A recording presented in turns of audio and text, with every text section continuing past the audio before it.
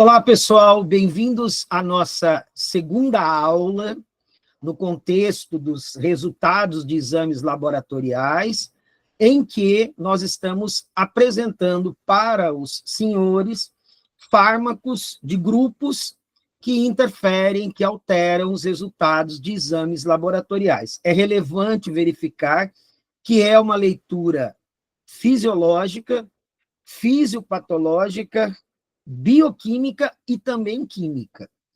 Por quê? Porque são substâncias que estão interferindo dentro de um evento metabólico que está acontecendo no paciente ou, porventura, durante a execução do exame. E nós sabemos que, como são exames baseados em técnicas, em geral, são técnicas colorimétricas, com leitura de comprimento de ondas, através de processos de detecção de substâncias ou grupamentos específicos que são investigados durante a análise daquela amostra, a gente acaba tendo também interferência. Mas os equipamentos são muito sensíveis e estão cada vez mais sofisticados, fazem leituras com muita precisão, um grau de confiança de quase 100%, então a gente vai olhar, na maioria das vezes, não mais para o equipamento, desde que ele esteja devidamente calibrado.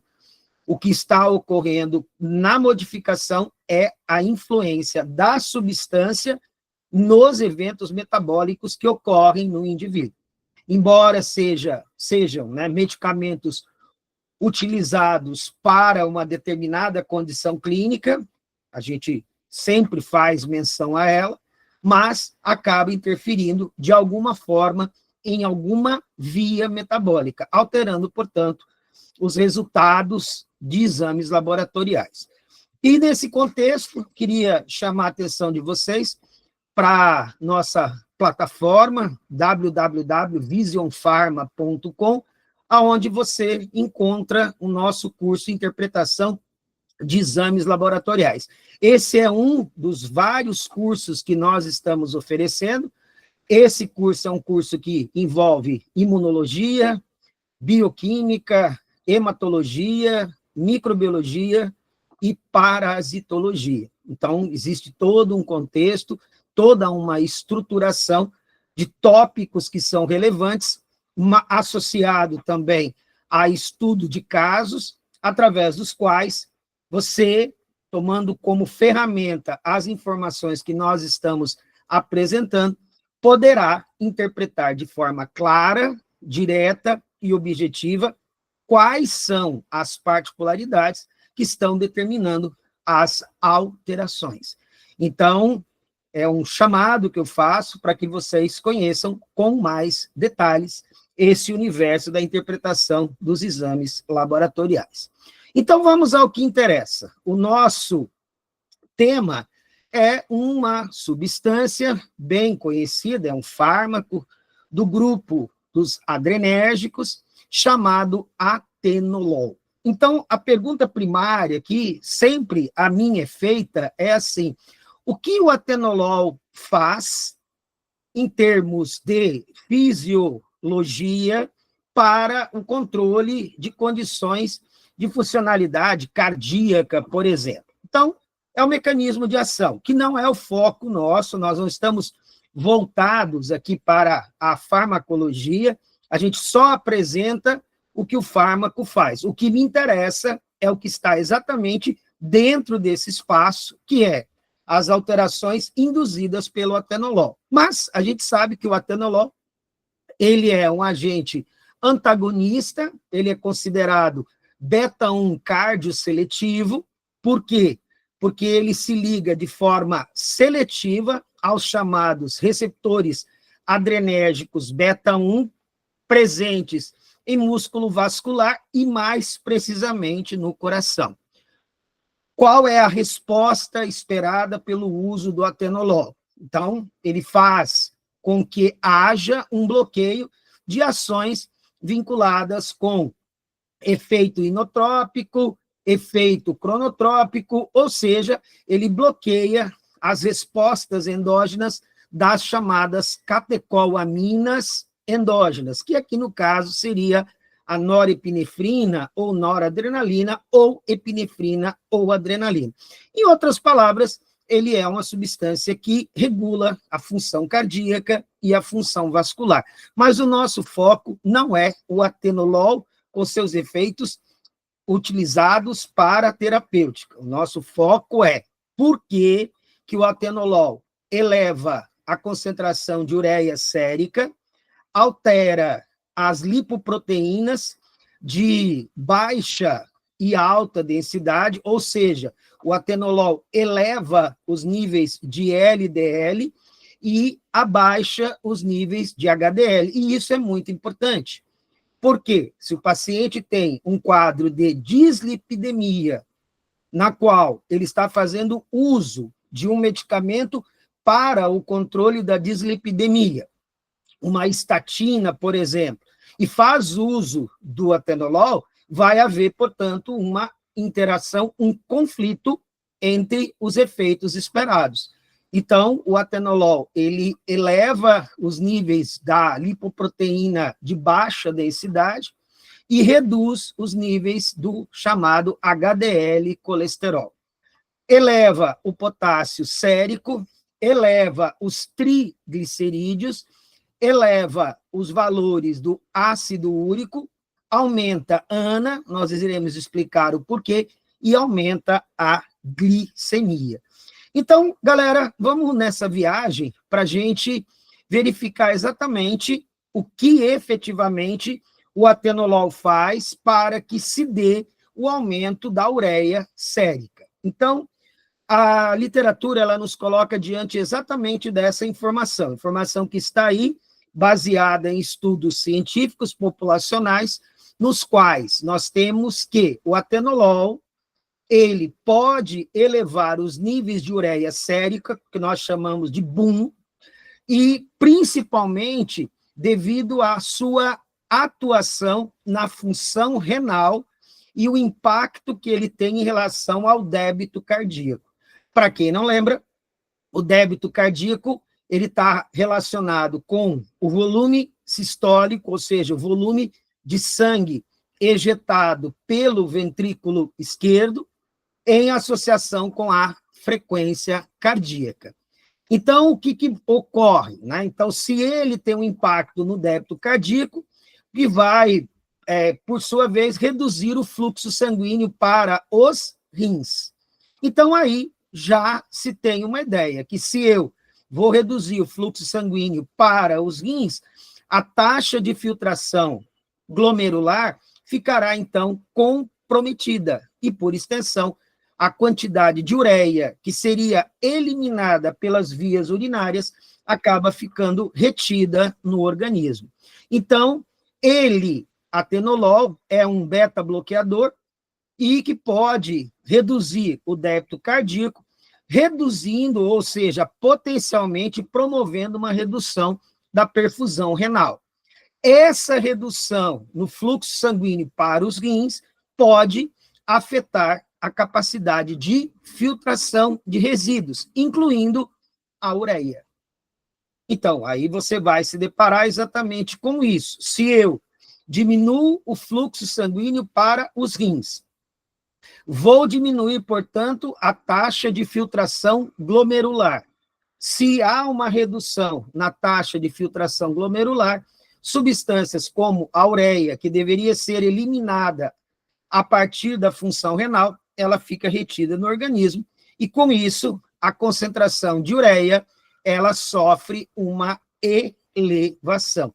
Claro que muitas vezes você vai dizer assim, mas, prof, a elevação foi de 10%, a elevação foi de 15%, acabou ficando dentro do intervalo esperado. Eu concordo, eu não vou tirar a razão de nenhum dos senhores, mas o que nós estamos apresentando é, se eu já tenho um nível de ureia no limite mais elevado, e se eu adiciono o atenolol, esse valor vai ultrapassar aquele intervalo entre a menor e a maior concentração.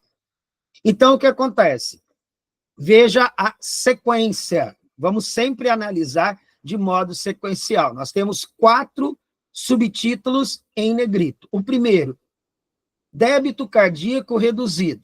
O que o atenolol, como um agente beta-bloqueador, beta-1, cardioseletivo, ele faz? Ele reduz a força de contração, a força dos batimentos. Eu coloquei como força dos batimentos, mas é a força de contração, o que reduz o débito cardíaco. Então, você vai me perguntar, o que é o débito cardíaco? É a quantidade de sangue ejetado pelo ventrículo esquerdo, multiplicado pela frequência. Se eu estou tendo uma ação cardioseletiva beta-1 antagonizando, eu vou reduzir o débito. Se reduz o débito, a perfusão vai ser reduzida. Então, haverá redução da perfusão. Nós agora vamos olhar para o órgão que estaria recebendo esse volume de sangue ejetado pelo coração, pelo ventrículo esquerdo. Trata-se, portanto, dos rins. Diminui a perfusão renal. Se diminui a perfusão renal, a função renal fica comprometida. Ou seja, reduz a capacidade de filtração. Não é que o rim esteja com algum comprometimento. Não, é porque se eu diminuir o volume de sangue que está sendo ejetado, consequentemente, o aporte de sangue que vai chegar até os rins é menor. Havendo, portanto, menor processo de filtração. E também comprometendo a própria secreção da ureia, porque parte da ureia é secretada do sangue para os túbulos renais. O resultado dessa equação é, quando os rins não conseguem filtrar a ureia de forma eficaz, ela se acumula na corrente sanguínea, levando a um aumento dos níveis séricos de ureia. Então, vejam que não é um efeito relacionado por uma interação medicamentosa. Não é um efeito de caráter molecular em que a substância atenolol altere o metabolismo de formação da ureia, que é esse metabolismo nitrogenado, essa taxa nitrogenada de uma substância derivada do metabolismo da amônia. A amônia é derivada dos aminoácidos. Os aminoácidos são derivados das proteínas. Então, a proteína é metabolizada, ela libera amônia, a amônia é convertida em ureia e a ureia é excretada. Então, a pergunta é, por que a ureia é excretada? Porque nós somos animais que excretam ureia. Deixa eu fazer um parênteses aqui para vocês. Na natureza, nós temos diferentes modalidades de substâncias que são eliminadas a partir do metabolismo das proteínas, a partir do metabolismo dos aminoácidos, e também de outras substâncias nitrogenadas. Então, no universo dos animais chamados vertebrados, ou seja, aqueles que têm uma estrutura corporal, esquelética, seja ela óssea, seja ela cartilaginosa, nós vamos ter 3 modalidades. Nós temos os animais amoneotélicos, nós temos os animais ureotélicos e nós temos os animais uricotélicos. Prof, o que significa isso? Amoneotélicos são aqueles que têm abundância de água e acabam excretando amônia. É o caso, por exemplo, da grande maioria dos chamados peixes ósseos, como é o caso, por exemplo, de uma sardinha, ou ainda é o caso, por exemplo, de um peixe ósseo de água doce. Qual é outro que também excreta ureia? As larvas de anfíbio, quais os outros que excretam amônia? Correção, as larvas dos anfíbios. Ótimo. E a ureia? A ureia, ela é excretada por anfíbios adultos, peixes cartilaginosos, como é o caso, por exemplo, dos tubarões, e nós, seres humanos, que somos mamíferos placentários. Nós excretamos ureia. O produto final do metabolismo nitrogenado, para nós, é a ureia. Claro que nós teremos formação de ácido úrico, nós temos também a presença de amônia, mas o nosso foco é excretar a ureia. Então, nós somos animais ureotélicos. Além de nós, os peixes cartilaginosos também são animais ureotélicos, e nós temos também anfíbios que acabam sendo ureotélicos. E nós temos os animais uricotélicos. Quais são esses animais? São aqueles que excretam ácido úrico. É o caso das aves e também dos animais chamados répteis. Ou seja, um crocodilo, uma cobra, ou outro que esteja associado a esse grupo, tá? Um jacaré, por exemplo. Então, são animais reptilianos. Mas vamos ao nosso foco. Nós somos mamíferos placentários, embora existam mamíferos também que excretem um pouco mais de ácido úrico, mas eu vou focar na gente. Nós somos mamíferos placentários e temos como via de eliminação do metabolismo nitrogenado a substância chamada ureia. E para que ureia, seja eliminada, ela vai ter que ser filtrada e secretada nos túbulos renais. Se eu tenho um comprometimento em relação ao processo de filtração por redução do fluxo sanguíneo em relação às estruturas renais chamadas néfrons, pela redução do débito cardíaco, a filtração ficará comprometida, o processo também de secreção ficará comprometido e há uma elevação da concentração de ureia na corrente circulatória. Assim sendo, eu posso dizer apenas que a substância atenolol, um beta-bloqueador, diminui o débito cardíaco, reduz o fluxo sanguíneo renal e, por extensão, diminui a taxa de filtração para a ureia. Então, os níveis de ureia tendem a aumentar. Segunda alteração que o atenolol apresenta: elevação do LDL colesterol, o chamado mau colesterol, o colesterol de alta densidade, e o chamado HDL, que é o bom colesterol, ou colesterol de alta densidade. Então, a resposta é: o atenolol altera os níveis de LDL e HDL? A resposta é sim. A pergunta é como? Então, vejam, o atenolol é um beta-bloqueador que pode elevar a concentração de LDL colesterol, HDL colesterol, potencialmente piorando, vamos colocar entre aspas, alterando o perfil lipídico do paciente. Embora seja exímio, muito bem, controlador da pressão arterial, o seu impacto sobre a quantidade ou a concentração de LDL e HDL circulante deve ser considerado. Ok? Deve ser considerado.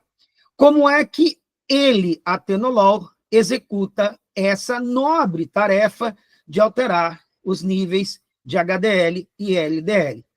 Então, o atenolol, assim como outros beta-bloqueadores, podem suprimir exatamente a via beta-adrenérgica, porque ele é beta-seletivo. Só que, por outro lado, ele vai estimular a via alfa-adrenérgica sem o contraposto da via beta. Essa estimulação pode reduzir a atividade de uma famosa lipoproteína lipase periférica responsável. Olha o que está acontecendo. Está diminuindo a atividade da lipoproteína lipase periférica. E essa lipoproteína é responsável pela degradação de triglicerídeos e das lipoproteínas de densidade muito baixa, chamada VLDL, que está relacionada aos triglicerídeos. Resultado: esse evento leva a um aumento do LDL e do colesterol, gerando um desequilíbrio que acaba culminando com também a redução de HDL. Então, para o paciente que faz uso de atenolol, é sempre interessante monitorar os níveis de triglicerídeo e VLDL. Por quê? Porque ao bloquear a via beta e, em contraposição, manter ativa a via alfa-adrenérgica, a enzima chamada lipoproteína lipase periférica, ou simplesmente LPL, ela vai, então, elevar os níveis de triglicerídeos, porque vai diminuir a degradação, eleva a quantidade circulante de VLDL e, por extensão, vai aumentar o LDL e acaba comprometendo o HDL. Então, essa é outra importante informação. Então, veja, quando a gente se depara com esse resultado, a gente não vai dizer assim, pô, mas agora eu vou ter que entrar com uma estatina para corrigir. Não é corrigindo usando um novo medicamento. É modificando o perfil da dieta. Então, o paciente fazendo uso de atenolol, ele tem que ter um controle dietético importante para que ele mantenha os níveis de triglicerídeo em baixa. E a gente sabe que os níveis de triglicerídeo estão vinculados com o metabolismo de ácidos graxos, que está relacionado com o metabolismo de carboidratos, como é o caso, por exemplo, da glicose.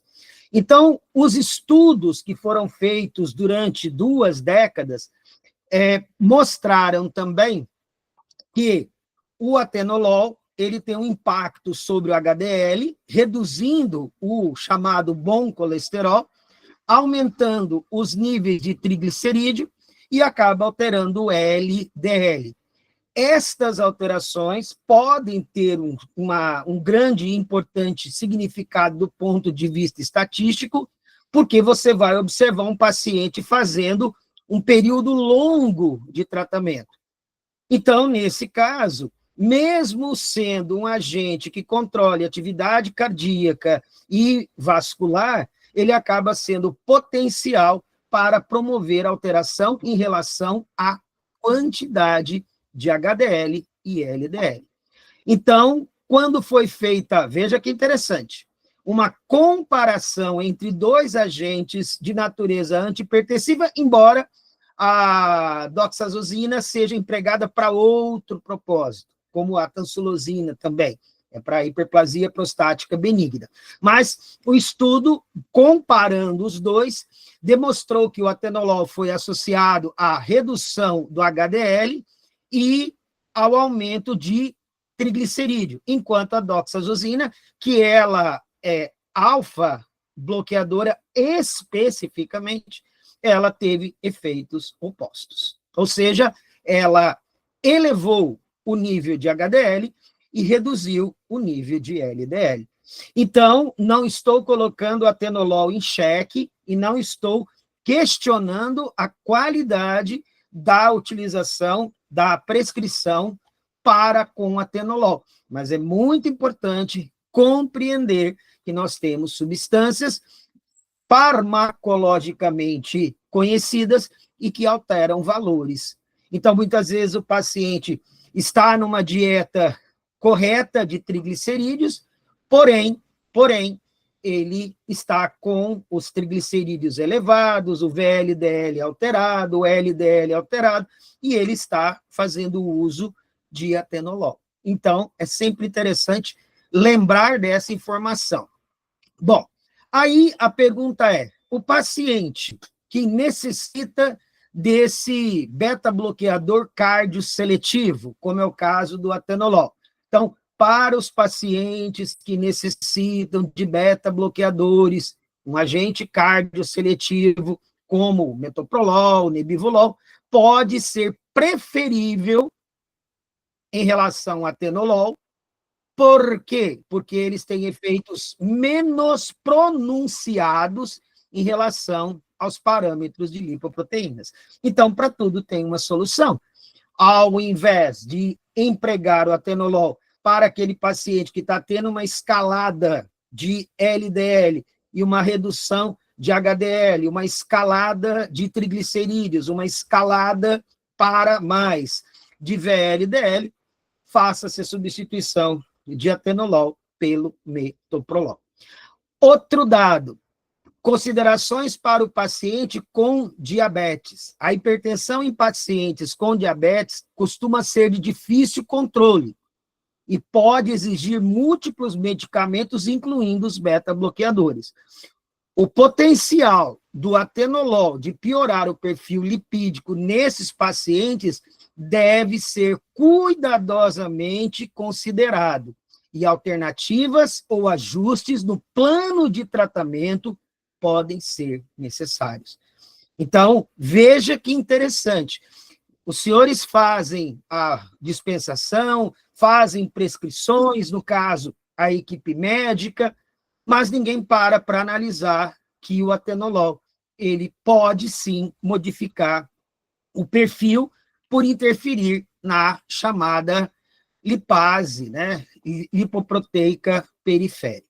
Então, a pergunta é, como é que o atenolol está funcionando nessa história, agora aumentando os triglicérides? Veja bem, olha, triglicérides elevados.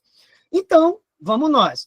O atenolol, assim como os outros beta-bloqueadores, o que eles podem? Eles podem interferir em certos hormônios e enzimas envolvidas no metabolismo lipídico, levando, portanto, a um leve aumento de triglicerídeos, e esse aumento de triglicerídeos acaba reduzindo o chamado HDL colesterol. E qual é a gravidade?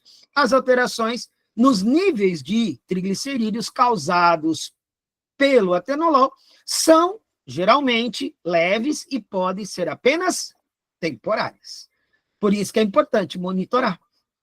Veja, é muito relevante considerar o final. Não é que nós vamos colocar o atenolol num banco dos réus, mas para aquele paciente que está tendo uma escalada de triglicerídeos, uma escalada de LDL, um declínio em HDL, será que não é o ideal substituir o atenolol por outro agente beta do que acrescentar um medicamento do grupo das estatinas para controlar a alteração de colesterol, dentre os quais o LDL colesterol, ou a utilização de uma substância para alterar os níveis de triglicerídeos? Esse detalhe é importante. Muitas vezes o paciente torna-se polifarmácia de modo desnecessário. Era só trocar o medicamento para que ele tenha resultados satisfatórios sem interferência. Muitas vezes a gente ouve assim, mas isso é complicado porque são produtos de maior valor e o paciente não tem como adquiri-lo, então nós temos que orientar o paciente a fazer um controle nutricional importante. Então, o que nós devemos considerar? Lembrando que alguns indivíduos podem ser mais ou outros menos susceptíveis, é claro. Isso chama-se polimorfismo, tá? Polimorfismo. Outro dado importante, o paciente é tabagista. A gente sabe que o tabagismo é uma condição que agrava os níveis de LDL e declina o HDL. Então, é importante orientar o paciente a conduzir-se na cessação tabágica para reduzir esse impacto. É muito importante isso. Embora o atenolol possa causar pequenas alterações nos triglicerídeos e HDL, essas alterações geralmente, olha bem, é importante usar sempre o geralmente, não são significativas o suficiente para compensar os benefícios da redução da pressão com o medicamento. É muito importante isso. Por quê? Porque nós estamos colocando o atenolol num banco dos réus, dizendo, não, o atenolol não é uma substância segura. Não, ele é seguro, Mas, em alguns pacientes, ele pode promover essa alteração. Às vezes, ela é uma alteração não muito impactante, mas ela acontece. Então, ela deve ser considerada. E aí, a gente vai olhar e vai verificar que a alteração se deu exatamente pela alteração da via beta e da via alfa-adrenérgica.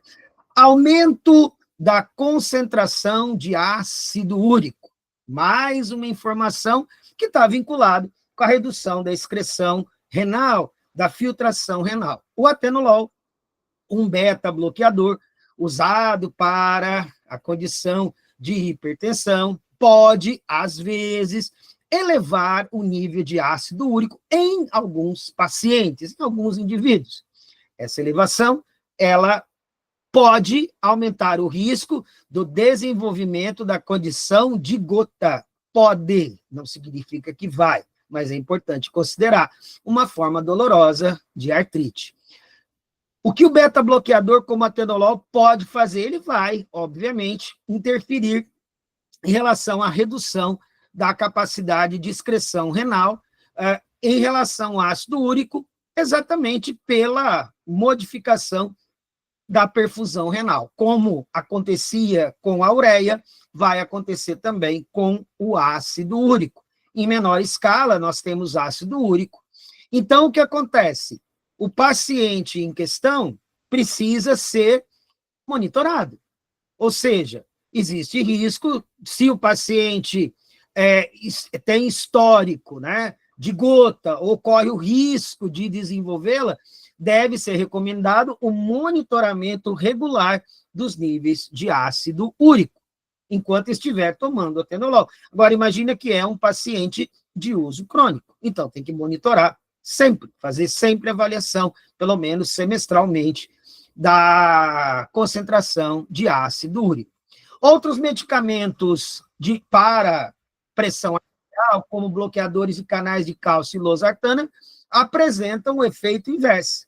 Eles acabam melhorando a taxa de filtração, porque os mecanismos desses agentes são vasodilatação, isso é importante, e a losartana vai interferir exatamente lá no final da sequência angiotensinogênio, angiotensina 1, angiotensina 2 e aldosterona. Então, acaba interferindo no processo de liberação de substâncias que foram filtradas nos rins. Então, é interessante de destacar.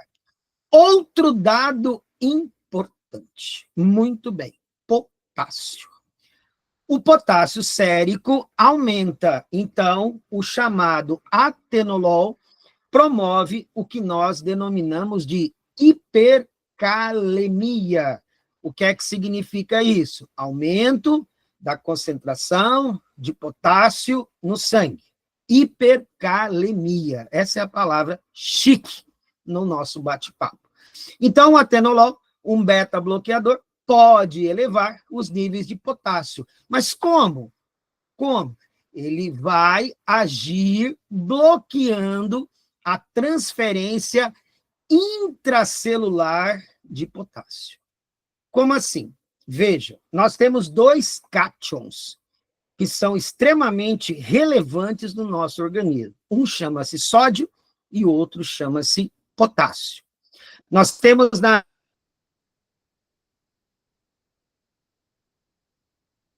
membrana das células uma chamada bomba de sódio e potássio. Então, essa nossa famosa bomba de sódio e potássio, ela mantém o equilíbrio entre o sódio e o potássio em relação aos meios extra e intracelular. Então, o que ela faz? Ela faz exclusão de sódio e faz o ingresso de potássio. Ótimo. Mas o potássio também ingressa nas células através de canais de potássio, que estão representados na figura. Então, o potássio, como sendo o principal cátion intracelular, se ele não ingressar nas células, o que acontece? A sua concentração no espaço, no líquido extracelular, vai aumentar, por isso que leva à hipercalemia. É pequena,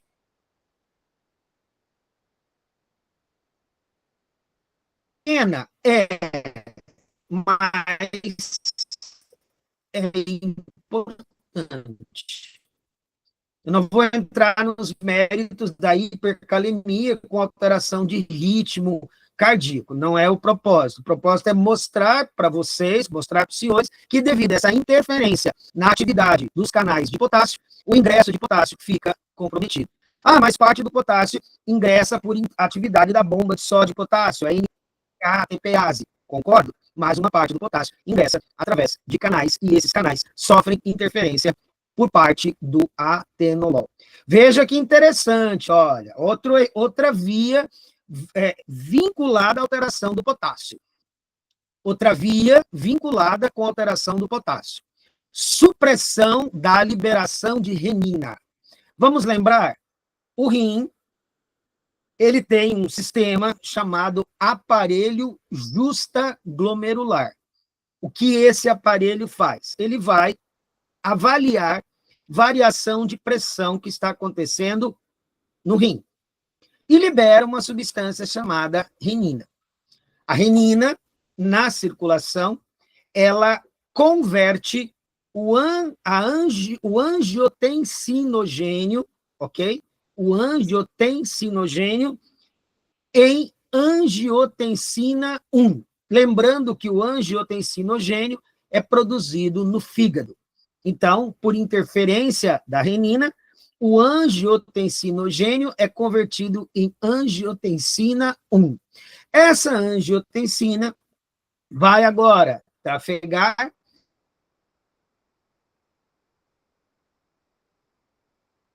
passar pelos pulmões, vai encontrar a famosa ECA, a enzima de conversão, e há, portanto, alteração da angiotensina 1 em angiotensina 2. A angiotensina 2 na suprarrenal, fazendo com que haja liberação de aldosterona, e essa aldosterona vai regular os níveis de sódio, potássio e água, mas principalmente regula a recaptação de sódio e a recaptação de água.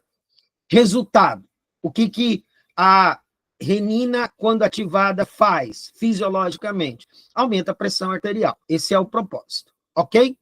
Então, o que acontece? O atenolol, quando ele suprime a liberação de renina, um hormônio que desempenha um papel na regulação da atividade do hormônio aldosterona a partir da suprarrenal, o que a aldosterona faz? A aldosterona, ela ajuda a regular a excreção de potássio, portanto, reduz os seus níveis na corrente circulatória. Ou seja, a aldosterona, ao recaptar sódio, ao recaptar água e liberar potássio, ela regula o que a gente chama de volemia. E como ela permite a excreção, o que acontece? Ela diminui a concentração de potássio. Porém, se o atenolol está comprometendo a liberação e a atuação da renina, pode ocorrer hipercalemia. Então, é um segundo efeito. Então, o que acontece? O atenolol age em canais, age na via da renina e age também aumentando a sensibilidade das células ao potássio, contribuindo ainda mais para que esse potássio não ingresse nas células, levando, portanto, a uma hipercalemia. Vale ressaltar que essa hipercalemia, induzida pelo atenolol, pode ser reversível com níveis de potássio voltando ao normal quando o medicamento é descontinuado. Então, um paciente que apresenta elevada concentração sérica de potássio, ou seja, uma hipercalemia, que ela é importante do ponto de vista. Ana, o que é ANA. ANA são os anticorpos antinucleares. Então, o atenolol, um agente beta-bloqueador, pode, às vezes, vamos colocar aqui, elevar ou promover elevação dos anticorpos antinucleares em alguns indivíduos. Esse é um evento adverso, um efeito colateral, vamos assim dizer, né, dentro de uma linguagem mais geral, conhecido e associado aos beta-bloqueadores, incluindo o atenolol. Não há ainda definido, veja bem, não há ainda definido o mecanismo. Então, realmente, quando nós, ao estudarmos, nós não encontramos ainda algum grupo de pesquisa que tenha utilizado um modelo celular animal ou um modelo de célula isolada, ou um modelo animal, que pudesse descrever como o evento acontece. Mas a gente sabe que o atenolol, ele aumenta a produção de ANA, mas são esses anticorpos antinucleares. Então, nós não sabemos ainda como isso acontece, como esse evento acontece. Então, vejam o que vai ocorrer, porque a gente está falando do aumento da ANA por um mecanismo que ainda não está completamente esclarecido, mas nós temos a extensão do evento. Então, a gente pode pensar assim, atenolol vinculado a lúpus induzido por medicamentos. Então, o que acontece? O atenolol, assim como outros beta-bloqueadores,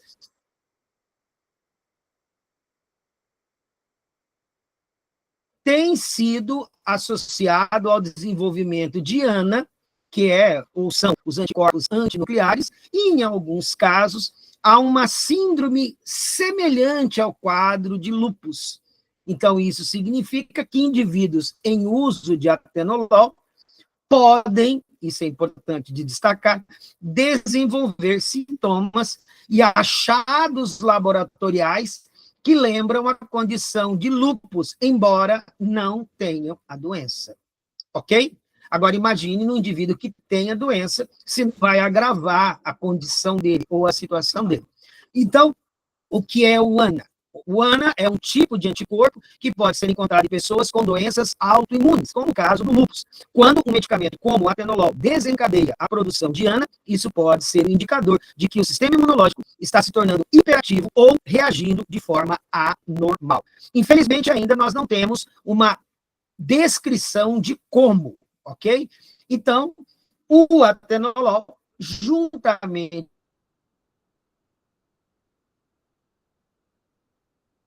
com outros beta-bloqueadores, tem sido associado ao aumento da incidência de ANA em alguns estudos. O desenvolvimento de ANA também pode ser influenciado por fatores além do próprio medicamento, incluindo aspectos genéticos do indivíduo, sua saúde geral e outros medicamentos. Mas é importante considerar que o atenolol, ele faz com que haja essa alteração. E um dado muito interessante, que é exatamente o seguinte: o atenolol causa hiperglicemia. Como é? Sim. Os mecanismos são múltiplos, mas um deles é exatamente promover um comprometimento da secreção de insulina e também aumentar a resistência à insulina. Qual é o mecanismo? Vai estar marcantemente relacionado a uma importante característica que é esses canais de potássio. A gente sabe que parte da resposta insulínica, de liberação desse hormônio pelas células beta-pancreáticas, depende da variação, isso é importante, né? Alteração em termos de concentração de cálcio e, por extensão, a liberação dos grânulos contendo insulina para que esses grânulos, por exocitose, liberem o hormônio na corrente circulatória. Então, o que se sabe é que ocorrendo, ok? Alteração na liberação de insulina para menos, esse é importante. Então, compromete a liberação de insulina pelo bloqueio, muito sugestivamente, de canais de potássio, fazendo com que a glicemia aumente. Valores que era para estar na casa dos 89, 90, se apresentam com 102, 104, 106. E você olha e diz, mas esse indivíduo ele está pré-diabético? Não obrigatoriamente. Então, é importante reavaliar se o impacto não está sendo exatamente vinculado ao atenolol. Então, os mecanismos são múltiplos. A gente pode citar aqui a interferência em relação aos canais de potássio. O